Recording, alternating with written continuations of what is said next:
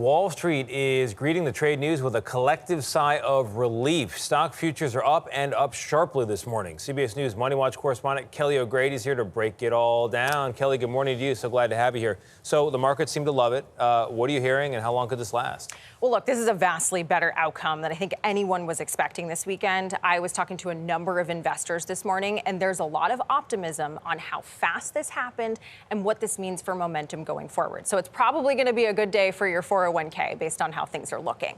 That being said, once the sugar high wears off, there's still a lot of uncertainty. Right. Does this 30% tariff stay in place? Does it tick up? These are the questions that businesses are asking. And I spoke to one this morning who's figuring out her holiday inventory. And she said to me, I don't know if I can order because those goods are going to come in after the 90-day pause.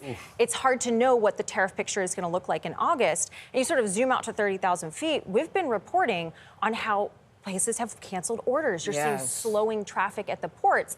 This helps, but the damage isn't undone overnight. I like a sugar high, though, but you said we're all talking about that 90-day pause. How do you see it playing out long term, or is it just nobody can really predict that at this time? Is that what you're thinking? It's hard to predict. I do go back 7 years ago, almost to the day, though, and the Trump administration, Trump 1.0, China and the U.S. had reached a pause in the trade war. A few weeks later, things had started to escalate again. Trade talks take a long time, but if you're a consumer, 30% is a better deal than 145% when it comes to prices. All right, Kelly, thank you so much. We appreciate you.